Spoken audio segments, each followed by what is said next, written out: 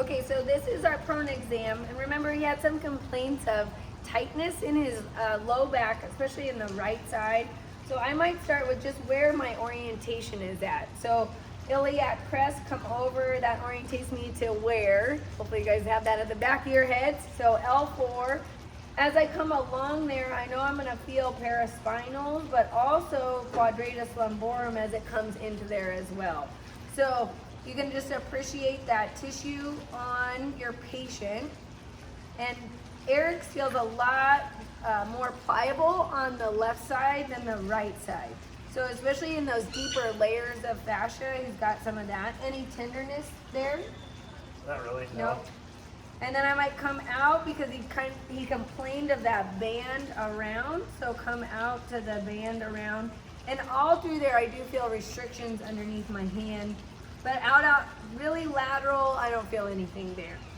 I'm not gonna really spend a lot of time on a lateral exam for him, but I might just feel what lateral structures feel on both sides. All of that feels within normal function to me. So I wouldn't really worry about that.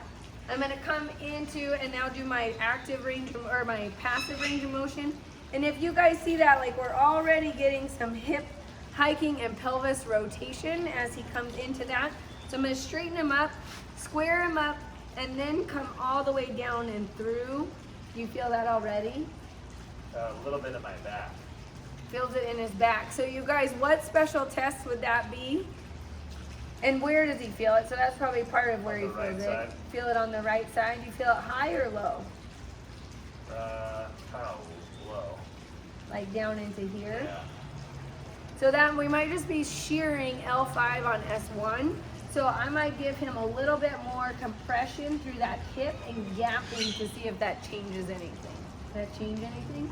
Not really. Not really, okay, so still has that, and really pretty tight, you guys. So now starting to think about all these structures are coming together in that hip complex and in his low back, so he's starting to feel some of that there as well. I'm gonna come out and do my rotary motions through there and feel what infeel feels like as I come through. Actually feels better in this position than it did in supine and in seated, so that gives you guys some clue. But really his anterior fascial line stays extremely tight on this side. For the view of the camera, I'm gonna stay on this side and just show you guys this side.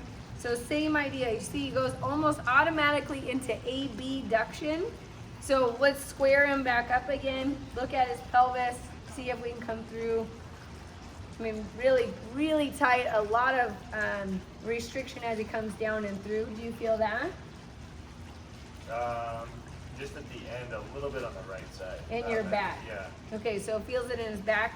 So what would we do next? So we did a single leg prone knee bend test. We would probably do double leg to see where he's at. So we're gonna bring legs both up and through. Anything in your back there? A little bit. A little bit. So we would consider that a positive test for the prone knee bend test.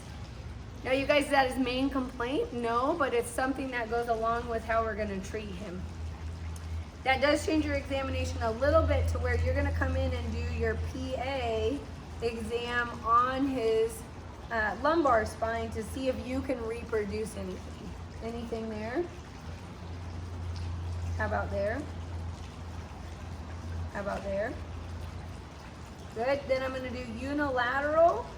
So if I'm at the base of the ribs, probably around T12, right? Anything there? Mild, yeah. Mild. And where does it go? Does it go down into there? Yep. Yeah. So you guys, you're starting to paint your picture that he's got a little bit of concomitant pathologies going on. How about there? A little bit. Same spot? Yep. And how about there? A little bit less. Yeah, less, which we would expect because of the prone knee bend test is your femoral nerve, more indicative of your higher lumbar spine. And okay there. A little bit there. Okay? All right, that concludes our prone exam.